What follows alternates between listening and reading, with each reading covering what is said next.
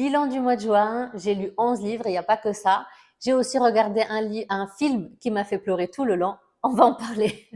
Je vais commencer par les livres qui m'ont le plus déçu jusqu'au livre que j'ai préféré du mois. J'ai détesté The Play, mais genre détesté The Play parce que dans l'histoire, Hunter, il veut dire, genre, il a dit, je touche plus, je veux plus de copines, rien du tout, machin.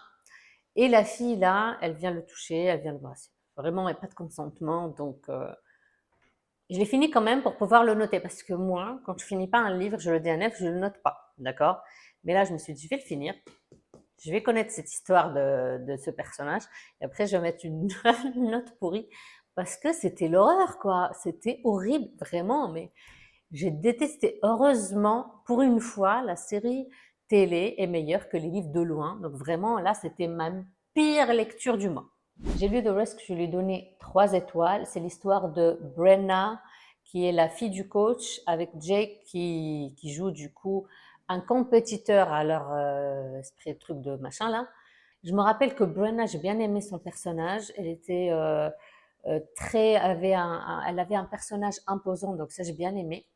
Par contre, comme d'hab, quoi, 3 étoiles et puis j'ai pas trop accroché. Le dernier, il s'appelle Fever Dream, c'est genre un nouvel endroit. Télé-réalité dans un ranch, c'est le mec qui doit sauver le ranch de ses grands-parents, donc ça c'est mignon. Mais tout c'était mignon en fait. Mais je lui ai donné 3,75 alors que d'habitude, j'aime bien la plume de Elsie Silver. Je me rappelle pas que j'étais vraiment waouh, tu vois. On va passer maintenant au livre que j'ai donné 4 étoiles. 4 étoiles, c'est très bien. J'ai lu We Burn So Bright de T.J. Klune. C'est le premier livre que je lui ai lu, alors que c'est pas le livre populaire. Alors, je m'attendais à de la sci-fi. En fait, je voulais lire de la sci-fi. J'étais dans le mood de, je veux de la sci-fi, d'accord? Donc, je suis tombée sur ça. C'est genre la fin du monde qui arrive et comment les gens vont réagir par rapport à la fin du monde. Mais c'était plus philosophique que sci-fi. Donc, il y a la fin du monde qui arrive. Il y a 2 personnages qui sont vieux, qui prennent un van et qui parcourent du coup le pays pendant cette fin du monde, alors qu'ils savent qu'il y a une météorite qui arrive. Et ils rencontrent des gens lors de ce voyage parce qu'ils veulent faire un truc. Bref, et c'était très touchant, c'est character driven, c'était plus presque literary fiction plus que sci-fi.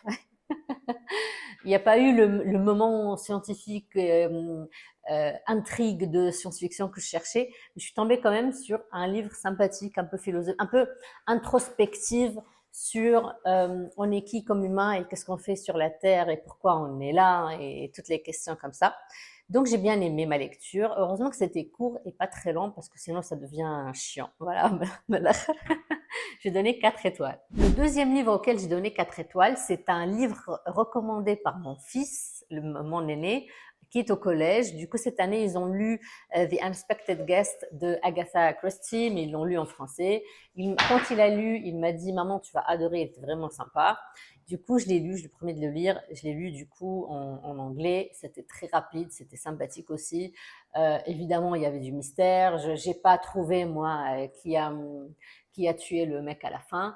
C'est ma première lecture de Agatha Christie aussi. Je n'ai jamais lu de... En fait, ça ne m'intéresse pas trop les trucs policiers, mais je me suis dit, allez, pourquoi pas. Ben, c'était très sympa. Je lui ai donné aussi 4 étoiles. On va passer à un livre auquel j'ai donné 4,25. Je cherchais encore de la sci-fi. Et du coup, j'ai pris un auteur qui écrit que de la sci-fi à gogo, Adrian Tchaikovsky. Je lui ai déjà lu un bouquin avant. Et c'était bien. Bref, du coup, j'ai pris Service Model et je voulais pas rentrer dans une série énorme et tout. Ça, c'est un standalone. Du coup. Encore une fois, je cherchais de la sci-fi. Et là, c'est de la sci-fi. Il y a des robots et tout. D'accord? Mais je suis quand même tombée sur un livre philosophique. Non, mais sérieusement, là. Donc là, on a un robot qui cherche its purpose in life.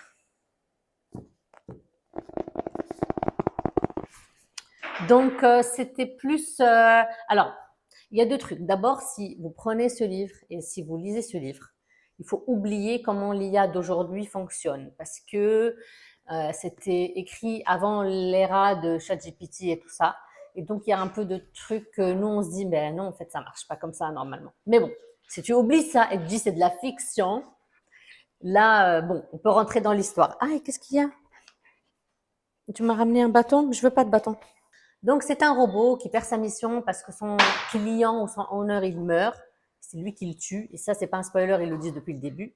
Il ne sait pas ce qui se passe, comment il l'a tué, c'est quoi l'accident, pourquoi. Et moi, je me dis, bon, il y a un truc, peut-être à la fin, on va découvrir un truc. Bon, non, on découvre rien.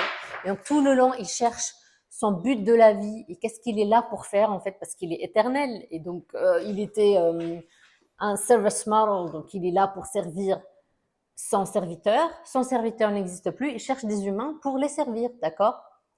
Et tout le long, c'était ça. Parfois, c'était drôle, parfois, c'était introspectif sur, OK, comment ils sont les humains, pourquoi ils sont là, c'est quoi le but de la vie. Donc voilà, j'ai encore une fois picked up de la sci-fi pour tomber sur un truc philosophique et sur le meaning of life.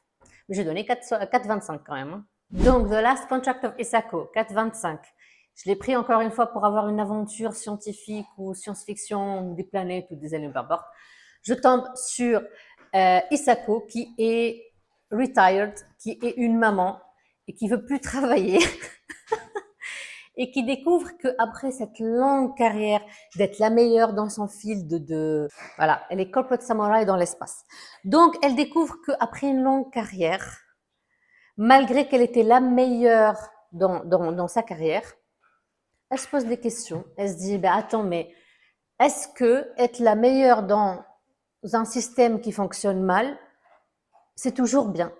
Est-ce qu'on peut changer le système quand on est à l'intérieur du système? Bah, tu peux pas, en fait. La réponse, la réponse est simple. Tu peux pas changer le système. En tout cas, c'est ce qu'elle découvre.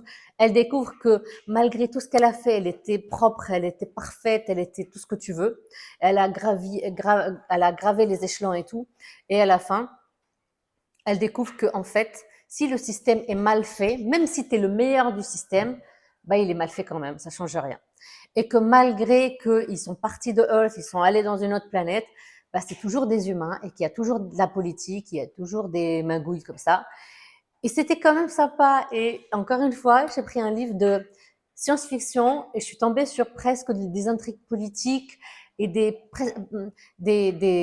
questionnements sur la politique et tout. Et j'ai bien aimé que le personnage principal soit une dame qui a fini sa carrière et qui était la meilleure et qui était parfaite dans son travail.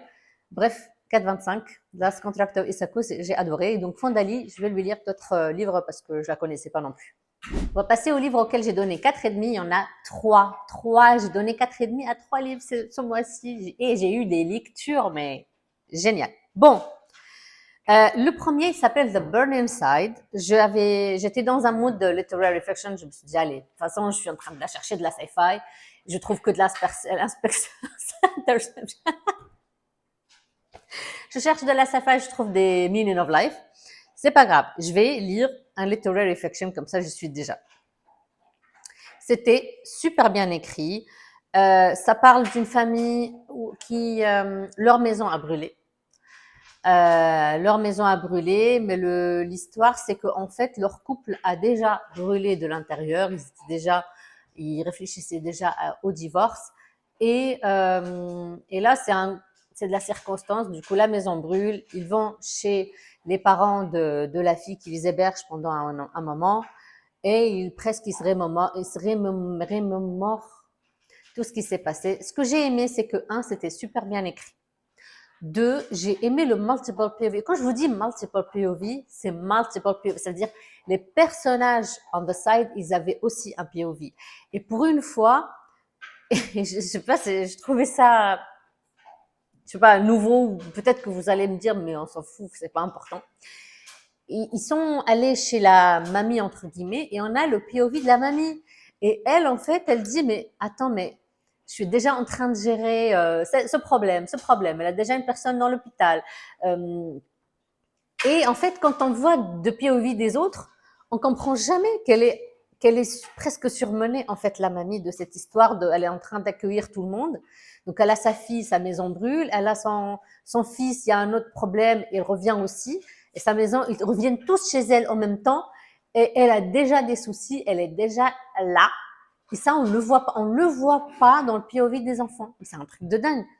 En fait, les enfants, c'est comme si, en fait, c'est des adultes, hein, ils ont tous des enfants et tout, hein, mais ils prennent for granted le fait que leur maman est là. Pour eux, en fait, la maman est là, c'est leur maison de famille, ils rentrent. Et voilà, en fait, ils prennent leurs anciennes chambres, ils rentrent avec des enfants, ils se mettent les pieds, machin, bref.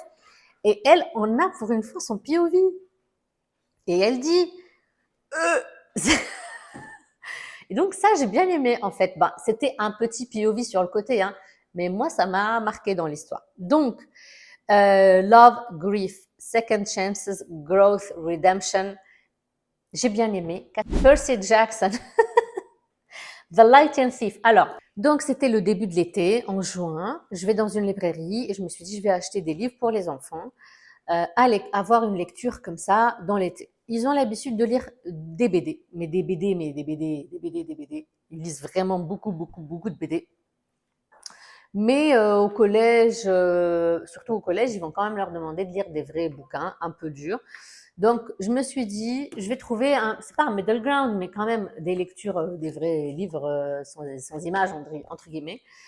Et puis, je voulais aussi des aventures comme ça, et puis une lecture qui prenne dans l'été et tout. Bref, j'ai pris Percy Jackson, Le voleur de foudre, ou The Light and Thief. C'est une série de 5 livres, enfin, apparemment, il y a 17 livres sur ce phénomène-là. C'est un enfant qui a 12 ans, même âge que mon fils, mythologie grecque, etc. Je connaissais pas du tout, en plus, c'est très connu. Je me suis dit, pourquoi pas. J'ai pris un livre qui, moi, je regarde depuis longtemps, Absolu, Les Mobilisés de Margot Dessène. Margot Dessène, je la suis un peu sur Instagram. Et elle a du coup une trilogie de science-fiction. Je me suis dit, au pire, je les lis moi en fait, et je vais me régaler, donc il n'y a pas de problème. Et j'ai pris par contre, et ça c'est en français, hein, donc ça c'est en français, c'est une autrice française. Là, là c'est par contre traduit de l'anglais. Et le troisième que j'ai pris, c'est Scythe, la faucheuse. Je l'ai déjà en anglais et j'ai pris le tome 1 en français parce que ça je l'ai lu, j'adore en fait. C'est une dystopie YA, une trilogie de science-fiction. J'ai pris que le tome 1. Je me suis dit peut-être qu'ils aimeraient lire ça, on verra. Donc je me suis dit moi aussi je vais les lire. Donc j'ai commencé par Percy Jackson. Honnêtement, j'ai pas trop aimé la traduction. Du coup, très très vite, je suis passée à l'anglais. J'ai délaissé le français pour passer à l'anglais. Donc, The Light and Thief. Et j'ai adoré. Je lui ai donné 4,5. Et c'était vraiment, mais aventure après aventure après aventure après aventure. Il s'arrête jamais, le petit. Ça ne s'arrête jamais. On dirait que tu es en train de swiper sur une timeline TikTok. En fait, tellement ça s'arrête pas. L'aventure, ça s'arrête pas. Et puis, c'est drôle, c'est très, très drôle. Donc, j'ai bien aimé. Et là, mon fils est en train de lire la version anglaise aussi. Ça, c'est 4,5. J'ai aussi lu, du coup, Absolu, Les Mobilisés, c'est le tome 1 de Absolu. J'ai adoré aussi, 4,5. Enfin, depuis tout à l'heure, je cherche de la sci-fi, dystopie avec du plot de vrai sci-fi. Et en fait, j'aurais peut-être dû juste prendre du YA. Donc là, je l'ai trouvé le plot, d'accord. On a du coup, on est dans un monde dystopique où ils vivent, il y a une société qui vit tranquillement, machin. Et dans le centre de ville, là c'est à Varsovie du coup en Pologne, il y a des murs et à l'intérieur il y a la chose. Et la chose, en fait, c'est un robot qui a mal tourné, on va dire, et qui est devenu très agressif. Donc ils ont fait des murs autour et ils envoient des soldats dès qu'ils ont l'âge de, je ne sais pas si c'est 18 ou 20, bref, ils choisissent un meilleur soldat, une personne qui dans la santé qui peut genre soulager, un médecin quoi, et je sais plus quoi. Bref, ils choisissent les meilleurs ou pas les meilleurs, je ne sais pas comment, c'est random, on a l'impression. Ils les choisissent pour partir vaincre la chose et comme ça la chose n'existe plus. Et quand ils rentrent, ben, du coup, ils trouvent beaucoup de rebondissements, ils trouvent les anciennes générations, qu'est-ce qui se passe, comment c'est devenu un monde parallèle presque en fait à leur monde à eux. Et on découvre tout ça, et c'est plein de rebondissements, il y a plein de plot twists, il y a beaucoup de POV aussi, des personnages qu'on aime, des personnages qu'on se demande qu'est-ce qu'ils font là. Vraiment très sympa. Et puis je vais continuer les tomes 2 et 3. On va passer au livre auquel j'ai donné 4,75. Science-fiction. On peut dire que le mois de juin, c'était le mois de science-fiction pour moi. J'étais dans un mood où j'avais faim de science-fiction, ça m'arrive. Peut-être, je ne sais pas pourquoi, je ne sais pas pourquoi. Donc, j'ai pris une nouvelle sortie d'un nouvel auteur que je connais pas. C'est sorti cette année. Ça s'appelle The Traveler. C'est du time travel, c'est du adulte. And guess what?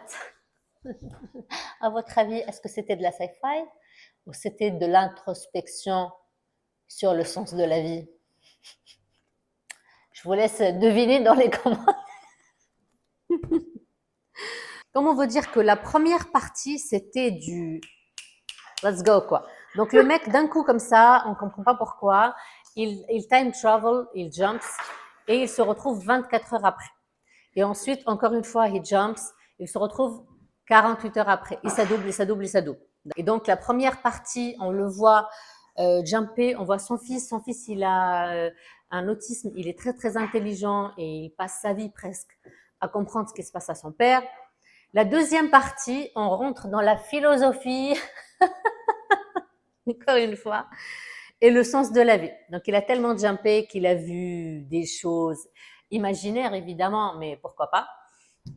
Mais en tout cas, ne le prenez pas pour vous dire qu'il y aura une fin compréhensible ou qu'il y aura une fin qui va répondre scientifiquement à ce qui se passe. C'était pas du tout le cas.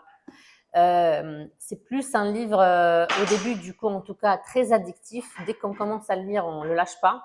Et à la fin, c'est plus philosophique, encore une fois, sur le sens de la vie, pourquoi on est là, comment les mêmes choses se répètent, etc., etc.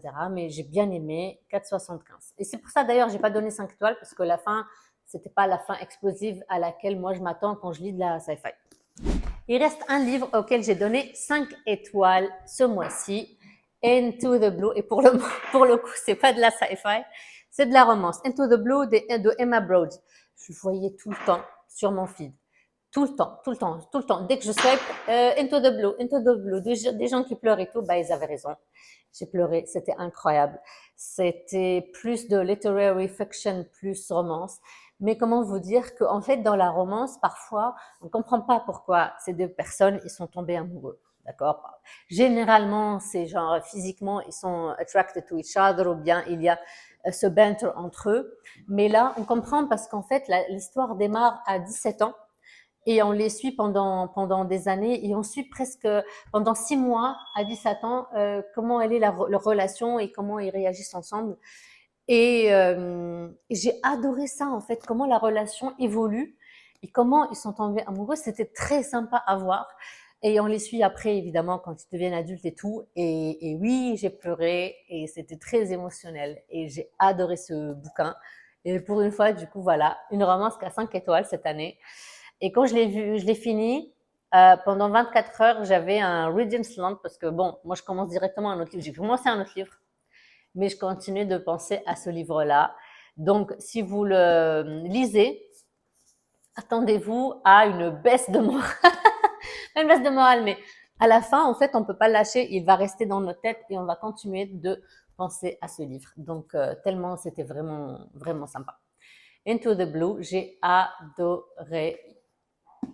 Meilleure lecture du mois de juin, probablement meilleure romance de l'année. Probablement. Le mois de juin, j'ai regardé aussi un film sur Netflix qui s'appelle Voicemails for Isabelle. Et c'est la rom-com par excellence.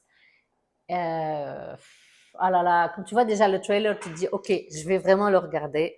Et j'ai pleuré tout le long, j'ai pleuré tout le long, c'était trop dur. Sa sœur, ils sont comme ça, sa sœur, elle meurt parce qu'elle a le cancer, donc tu pleures dès le début.